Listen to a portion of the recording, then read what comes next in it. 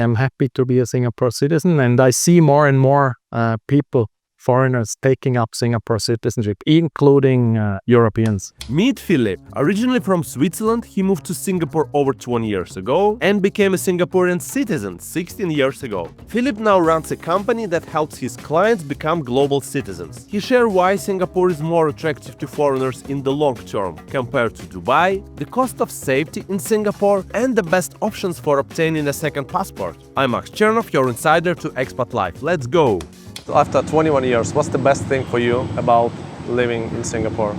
Safety and security, that's the best. Because in Singapore you don't have to worry about leaving your phone on the table next there, about not locking your car or not locking your home. The peace of mind that you have and the trust you can give to the government. You don't have to worry that they do anything wrong. You may not agree with everything they do, but in general, the sense is that they do the right thing, and you don't feel an urge to go into politics, to change things, to stop them from doing the wrong thing. No, they do a good job, they do the right thing. So that gives you a very good peace of mind, I would say. But Switzerland also have the reputation of being like pretty safe, pretty pragmatic in a way how they... Well, you are not up to date. Read the news nowadays. There is a lot of crime. There is violent crime against innocent people. Just a few days ago, a couple, a Swiss couple, 50 plus, got beaten up for no good reason on a train in Switzerland by some illegal immigrants.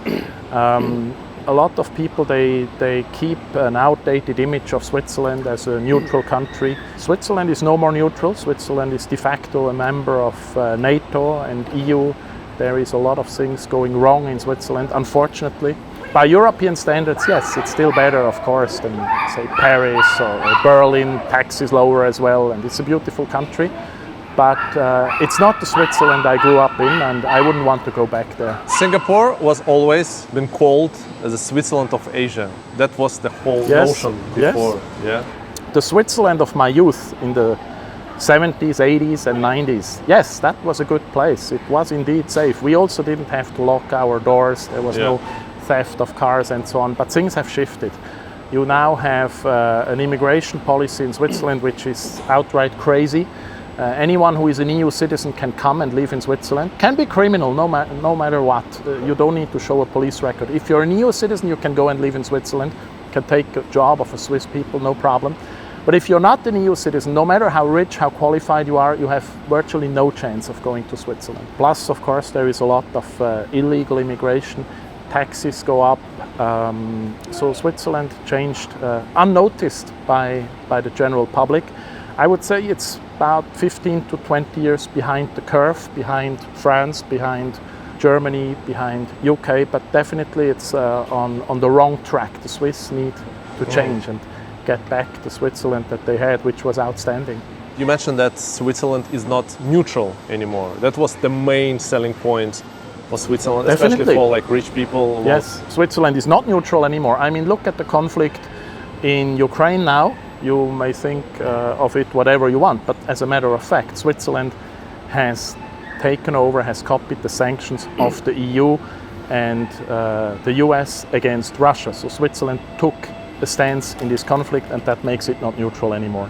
And if one party in an international conflict doesn't recognize your neutrality, that means you're not neutral anymore, no matter what you say. In Singapore, you think it's different. Singapore still like try to be very neutral, like balancing between the US and China, this kind of thing? Yes, correct. Singapore is a bit more nuanced. Singapore is not formally neutral, was never neutral like Switzerland was. Yeah. Singapore was more aligned with the Western powers during the Cold War, but nevertheless, yes, you're right.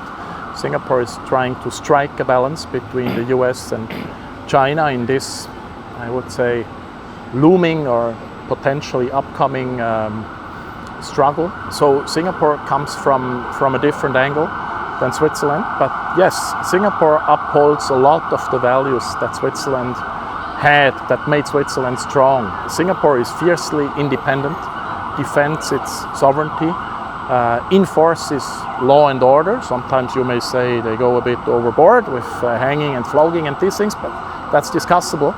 But for sure, it works, and the majority of Singaporeans supports that.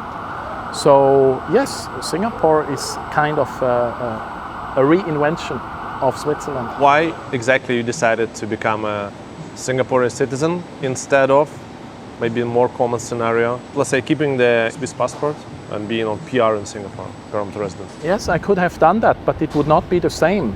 At the end, you're still a foreigner, and other than some small perks like visa-free travel to Vietnam or Myanmar, where I go often, Indonesia, it's not the same if you live in the country as a citizen.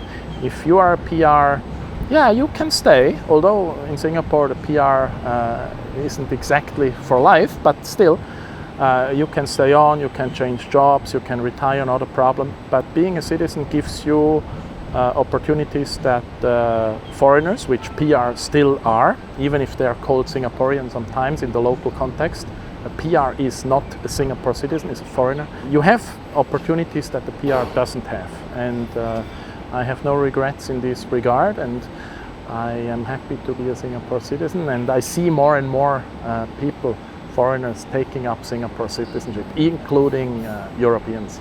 Yeah. And when was it? In 2008.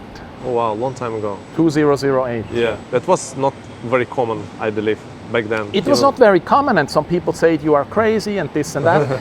There were even some expats who didn't want to become PR because of the pension system. They felt like the foreign pension system is more beneficial to them. A lot of those, obviously, are no longer in Singapore, and a lot of them also regret not having done that, because if you don't have a PR, if you lose your job, you have to go, basically. And as we know, during the pandemic, if you did not have a PR or you were not a citizen, you couldn't go somewhere and come back. You could go, but you could not come back. So I think a lot of those who said or who thought I was crazy, I think they have regrets. I have no regrets. You remember that day when you... Yes. Yeah. When on you the 6th of December 2008. Can you recall like your emotions back then? It's a big thing, right? It's a big decision. Yes, of course. But I was not that emotional because I was not overwhelmed. I expected it. I was prepared for it. And everything went smooth and as planned. It was not just a gift from heaven that dropped out of the blue. When you get your Singaporean passport, what's the procedure? Someone sign and like shake your hand, or how it works? You have to take an oath. So you go to the ICA building and you enter one of those small rooms where you have to stand up and take your oath in front of the flag and the portrait of the President of Singapore. So it's a solemn ceremony, and a few weeks later there is the handover ceremony of the citizenship certificate, and that was done by an MP in one of the community centres together with dozens of other new citizens, all patriotic Singaporeans, and the national pledge is repeated, the national anthem is played. So it was a very remarkable and memorable moment for me, yes. I think for every new citizen. All the new citizens love Singapore. What do you think the role of Singapore, like nowadays and maybe for the future, for the next 10 years? Singapore will remain the key financial, medical, business hub, educational hub in Southeast Asia. There is no question about that. There is no country that comes close, that comes second. All the other ASEAN countries are no match for Singapore when it comes to banking, when it comes to tertiary education, even high-end medical tourism. It all comes to Singapore. And also for immigration, everybody wants to be in Singapore. I mean, it's very hard to get the PR nowadays in Singapore, as we know, while in other countries, in Thailand or in Malaysia, anyone can become a resident. Of course, they don't give PR and they discriminate against foreigners, but they dish out residencies like fresh bread on Christmas. It's easy to get in there. Philippines is easy. Indonesia made it easier. It's Singapore which is difficult, but yet it's still Singapore where everybody wants to be because everything works. And you can drive a car by yourself, you can take the subway, it's cleaner than anywhere. You don't have to worry about theft, etc. And if something happens to your health, you go to a public hospital and you are taken care of. Where else do you have that? So I foresee Singapore to keep its position in the region and to have more and more of a global outreach and more people coming over here, doing business here, living here. I think the real competitor, so to say, for Singapore, although there is enough space for both, but what Singapore can compare with is probably Dubai and the UAE. Nothing in Southeast Asia, not even Hong Kong. I talk to many entrepreneurs, and some of them, they're coming from Russia, from Canada, from the US. They want to relocate because they're not happy what's going on in the like so-called Western world. So they want to relocate and they want to move their money and businesses to some like safe place. And many of them actually choose Dubai instead of Singapore because the entry barrier is much lower. Correct, yes. So Dubai managed to have this system that entry barrier is lower, but still the environment is pretty safe and controlled. And Singapore, the entry barrier is much harder to, let's say, open a company is easy, but then let's say to hire yourself and to get an employment pass for you and your family is much easier in Dubai than Singapore. You're absolutely on spot. It's much easier to get a residency permit in the UAE than in Singapore. On the other hand, in the UAE, you will never get the permanent residence. You will never become a citizen. At least 99.999% will not. There are a few exceptions. But let's not talk about those billionaires. You will never become a UAE citizen. It will never be your home. It's a transient place. Nothing wrong with that. I'm just stating the facts, right? But Singapore, and I'm the living example for this, it can be your home. You can become a PR, you can become a citizen. Your kids can go to a local school. Can your kids go to local school in the UAE? Definitely not.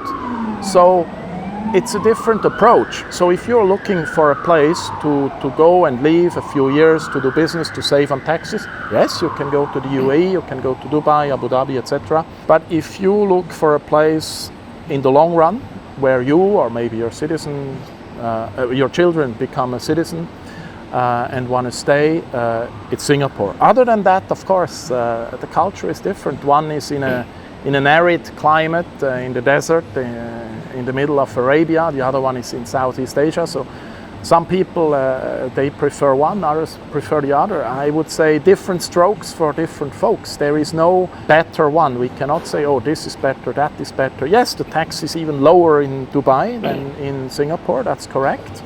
On the other hand, we have all this beautiful greenery around, which in Dubai you need a lot of irrigation to keep it, but the majority of the country is still a desert. So both are good places. I chose Singapore and I have no regret, but if somebody finds Dubai the better place, that's okay. To your business, there is a thing called Plan B, or like flag theory.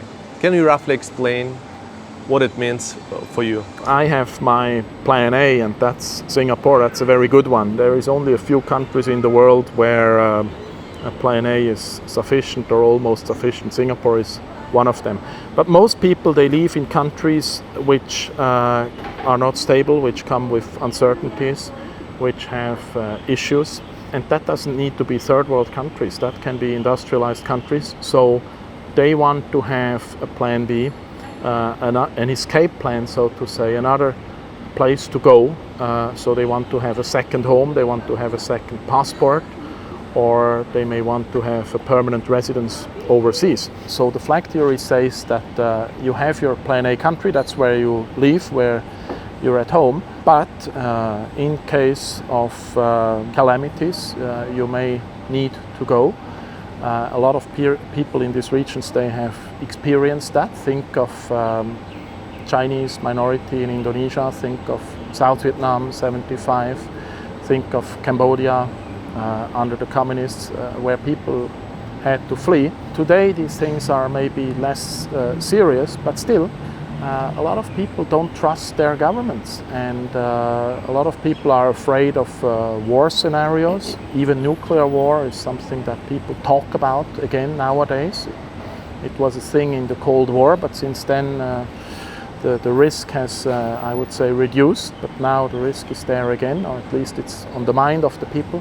So people want to have at least a permanent residence somewhere at the end of the world, in South America or in the Pacific. A lot of people, they come from countries that don't give them global mobility. They need visas everywhere they go. They are discriminated everywhere they go. So they need a second passport in order to be able to travel. So that's what Plan B is all about, giving the people opportunities, giving the people an opportunity, a chance to move somewhere else if need be. What are the risks, let's say if I live in the UK, and UK is still like pretty good passport, or I live in Australia, also like nice passport in terms of the visas and like stability in the past. What would be my risks? Why would I need a plan B if I live in the UK or Australia? Good question. Well, it's interesting you mentioned those two. Both these countries had very, very strict measures during the pandemic. And if you live there and you're only a citizen of Australia or UK, at some stage you could not leave the country. Yeah.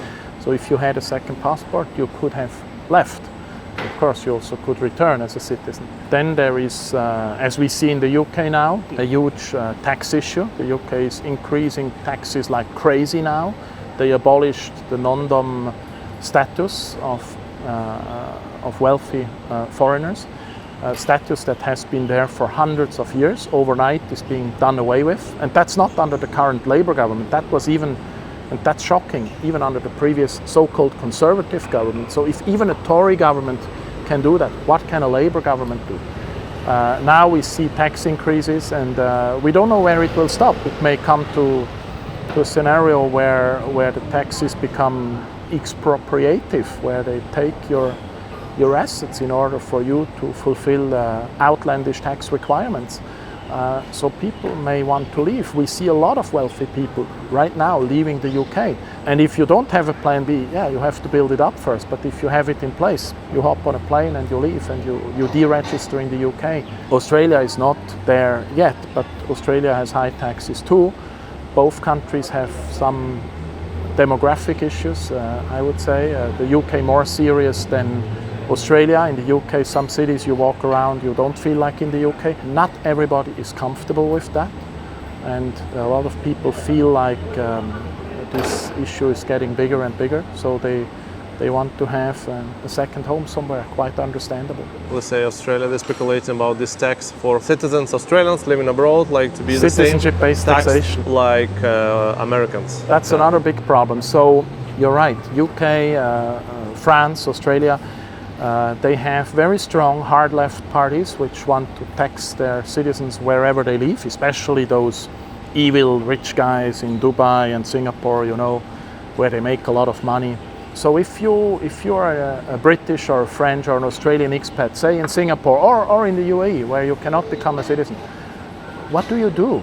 You wait for these laws to kick in and to be taxed on your so far tax-free income in the UAE, or alternatively, you choose to have a plan B, you take up a second passport somewhere else, and if these countries do such a silly thing like citizenship-based taxation, you can go and renounce that citizenship and keep on living under a Caribbean or a Pacific Island passport without paying those taxes. There is a lot of Europeans, Americans living in Asia who have no intention of going back and who dutifully fulfill their tax obligations locally.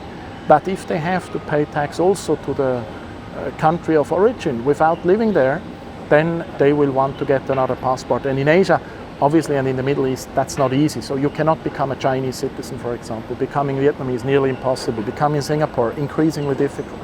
So these people, and that's a large part of our clientele, they come and look for second passports, which they can get through an investment where they don't need to live in the country, where they can apply remotely through an authorized agent like us. By the way, guys, if you wanna start working remotely, one of the options is to start your own YouTube channel. And I prepared for you a PDF guide how to make your first $1,000 from your YouTube channel. Okay, if you want this guide, it's for free. There's the link in the description.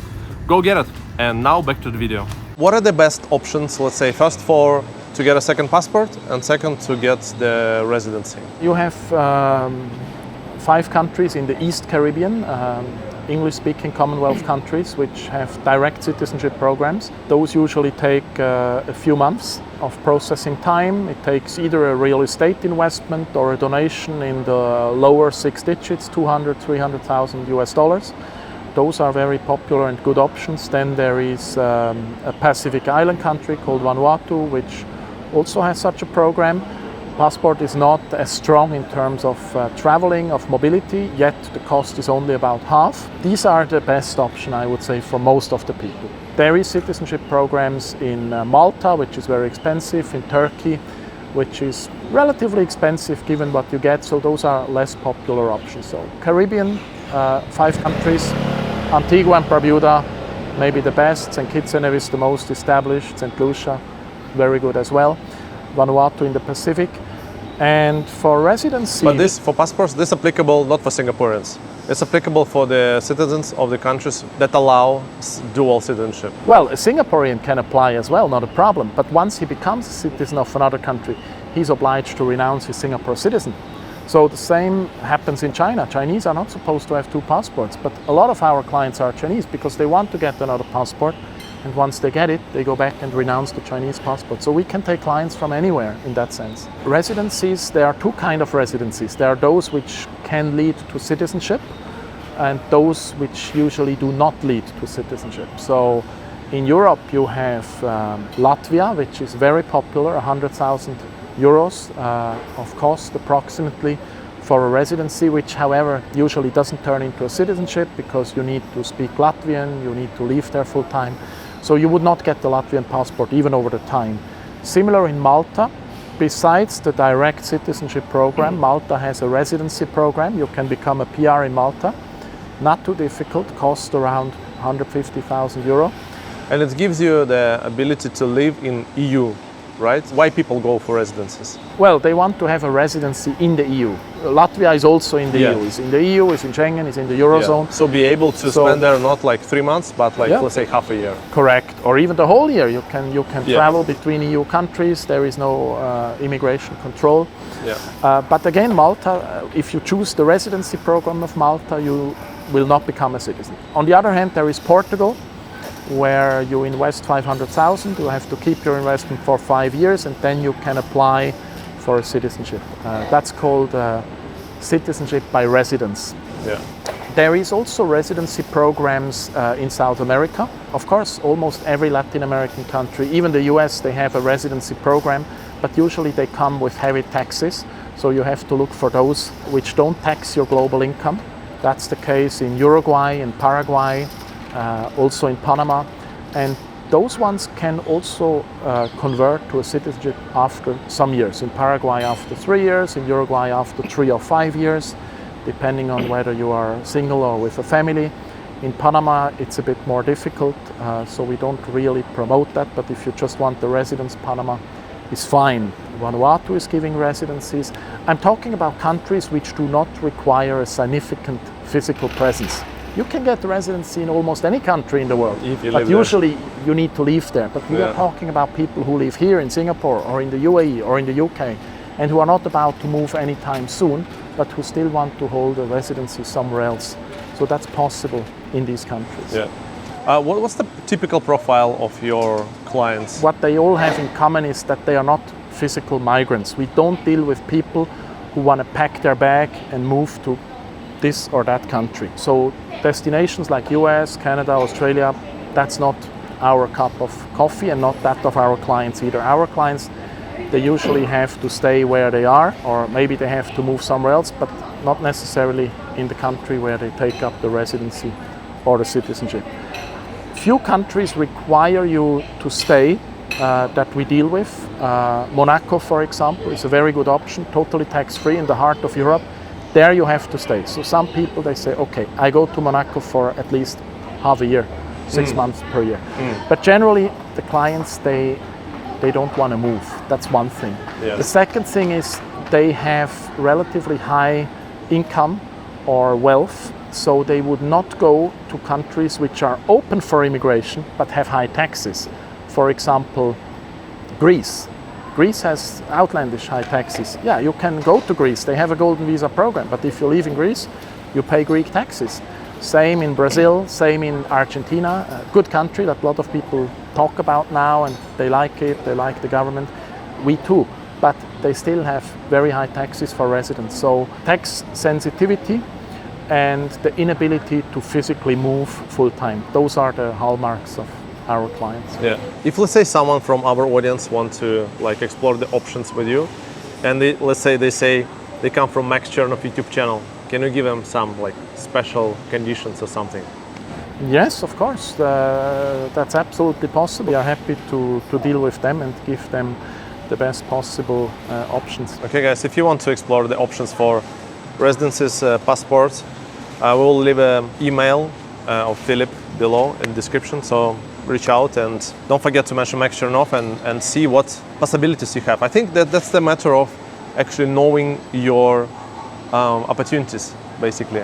Right, Yeah, right. A lot of people are not aware of these programs. Yeah, they heard exactly. something, but they don't know how easy it actually is, and they don't know the range of opportunities that are there. So there is something for almost anyone who has a desire to set up a plan B.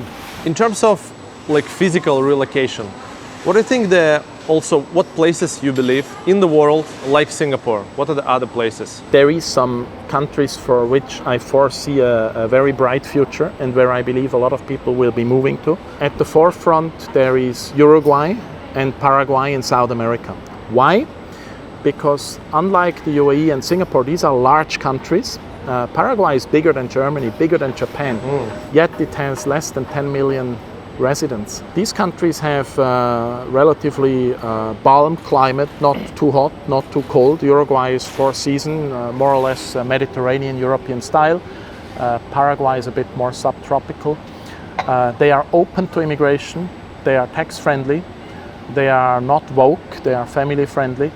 So I am sure that a lot of Europeans from particularly Western Europe who are kind of fed up with what's going on there socially, culturally, politically, will make the move in the coming years.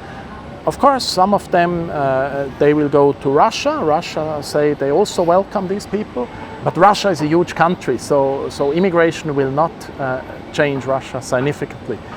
But smaller countries in Latin America, they will, which are already business friendly, by the way. Remember, maximum tax rate in Paraguay is 10%. Uruguay and Paraguay have a territorial tax system. These countries, they are the next Singapore, the next UAE, in my opinion. Other than that, of course, you always have some small countries which try to improve themselves and to get a part of the cake. So I'm sure in the Caribbean, some of those English-speaking, tax-friendly countries have a bright future too, but they remain small island states, so we cannot overestimate it. Similar in the Pacific. Other than that, I'm sure Singapore, UAE, even 20, 30, 40 years from now, will remain good countries. Actually, there is a theory that it's better to be a citizen or resident of a smaller country than a bigger country. Because bigger country, it seems like it has more power, but it can get crazy faster. And because it's bigger, it's more powerful, and let's say it can introduce these new tax systems like easier than Yes. smaller countries. Yes, you can say that. And all the big countries, as we see, they have enemies. The US has a lot of enemies, Russia has enemies, China has enemies, even India has enemies. Who are the enemies of Uruguay? Who are the enemies of Vanuatu? They have no enemies. Nobody's going after them. So if you're a citizen of a big country, you travel the world, you may end up in a situation where you bump into people who just don't like you because of your origin. That's less likely to have in the smaller countries. Yeah. And also the small countries have the advantage that governments tend to be more accountable because those who rule are physically closer to the citizens. They cannot escape in far-flung provinces or big palaces. Yeah. Here in Singapore, you can walk in the botanical garden, you can bump into a minister, no problem, and you can also talk to them, you can approach them, not an issue. Would never happen in India, where a minister wouldn't leave his office without a huge police escort and bodyguards. Similar in the US, they talk about democracy all the time, but try to do that in the US, it's not going to happen. So small countries tend to be more democratic, tend to be more citizen-friendly. So yes, I agree with that statement. What are the countries you think has bright future here in the region, in Southeast Asia? I would say in Southeast Asia, most of the countries, nearly all of them have a bright future. Obviously, Singapore, yes, but... Singapore is already there. Yes, Singapore is already there. Singapore is not going to make another big leap forward because it's already very advanced. But look at Vietnam. Vietnam is doing great, at least economically. Vietnam is progressing very fast. The people are hardworking. They now have the economic freedom that they need to prosper. They didn't have it until the 90s, but now it is there. Safety and security is there. It's a cohesive society. Indonesia is making great progress too. A huge country, often not understood by foreigners because they look at it just as an Islamist country, which is largely wrong. Indonesia is very diverse. Yes, the majority is Muslim, but there is significant minorities, and a lot of the Muslims, they live a lifestyle which is very different from what we see in the Middle East. Indonesia has a stunning mix between political stability on one hand and a thriving democracy on the other hand. You have other countries like the Philippines, they have a democracy, but the stability is not the same. It keeps swinging between different leaders and parties. Indonesia is quite stable, so I'm very optimistic on Vietnam, very optimistic on Indonesia. Myanmar, on the other hand, has issues at the moment, but in the long run, Myanmar only can get better, and when they solve their internal problems, Myanmar is another one to look at. Besides that, even smaller countries like Cambodia, like Laos, I believe they will look great in 20, 30 years. They are progressing steadily. Look back the last 20 years, what did they do? Unnoticed by the global public. The world is looking at Gaza, at Lebanon, at those countries. Who looks at Cambodia? Who looks at Laos? Nobody. Why? Because good news don't sell. So they have only been producing actually no news. Good news is no news in the mass media. So Laos, Cambodia, they have just been progressing steadily. I just went to Cambodia a few months ago after over 10 years of absence. It's a shame, but okay, there was the pandemic in between, so I wasn't in Cambodia for a long time. I couldn't recognize Phnom Penh anymore, all the skyscrapers that went up, etc. So these are success stories. So I'm bullish on nearly everyone in the region. I talked to a guy, he's big in Cambodia for real estate investments, and because Cambodia has really low base, and there is a chance if you buy something now, it will grow like times in the future. That's for sure. The problem in Southeast Asia with real estate is that there is restrictions almost everywhere for foreigners to buy. Personally, I would never buy anything that I cannot buy as a freehold in my own name. Some people have other approaches. They put in place nominees, they buy in the name of a local wife and all these kind of things. They put in place corporate structures. Personally, I wouldn't do that, and I wouldn't recommend anyone to do it. But even then, even if you are strict and you only buy what you can own yourself, there is opportunities even in Southeast Asia. Singapore has exemptions. You can buy land as a foreigner, for example, in Sentosa. Cambodia, Thailand, you can buy certain condos, same in Vietnam. So you have to look out what is right for you. But it's not like Latin America where anyone can go and just buy freehold land. That's definitely not in the cards. Yeah. It's different. What do you think of Malaysia? Overall? I don't understand Malaysia well enough, maybe because it's too close to Singapore, so I have almost literally overlooked it. Malaysia is very similar to Singapore. It's the same people. Singaporeans, Malaysians, it's the same people, right? It's two nations, it's separated, but it's the same people. And the culture is very similar. Malaysia definitely offers a good lifestyle with more space than Singapore, with bigger houses, bigger apartments at the same price. Cost of living is lower in Malaysia. Would I like to live there personally? No, I prefer to be in Singapore, but I'm sure a lot of people, they see it in a different way, and they would say, oh no, Singapore, that's too crowded, that's too small, they prefer it in Malaysia. So again, different strokes for different folks. I'm not saying anything is wrong or bad, it's just different from Singapore. Unfortunately, there was a high level of degradation of the nature in Malaysia. A lot of forests have been cleared or turned into plantation. I love nature and I find that's a pity, but still there is some national parks and so on, so if you look for nature you can go. and find it in Malaysia. In Singapore, the nature parks are tiny. Beaches, Singapore beaches are not that great, especially the view. You see only tankers. In Malaysia, you have it, right? So there is definitely an audience for Malaysia. Malaysia has residency programs, not very good ones because MM2H has a very mixed history. A lot of flip-flopping there. Yeah. There is now luckily a program called PVIP, which is about as good as it gets, a residency for 20 years. Costs a bit more than MM2H, but both of them, they don't lead to PR, they don't lead to citizenship, so it's not a real plan B. I would not promote those programs myself, but they are legitimate, and if somebody wants to live in Southeast Asia and is aware of the limitations that are there, Malaysia is definitely an option. I think for passport, here you can buy a passport in Cambodia through investments. Yes, there is a program in Cambodia. However, the program is also not very clear. It's a bit like MM2H. The requirements keep changing. The authorized agents are not known. In the Caribbean, you can go to the government website, .gov, whatever, kn.ag, and so on, and you can find the licensed government agent for these programs. In Cambodia, who are the agents? What are the amounts? What does the law say?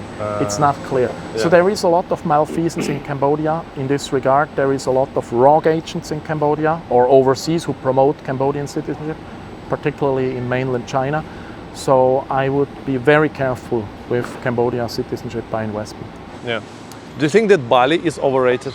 No, I think Bali is not overrated. I'm not familiar with the real estate market in Bali, so I wouldn't comment on land or apartment prices in Bali. But overall, I don't think it's overrated because Bali, unlike Thailand, doesn't try to market itself so much as a Plan B destination.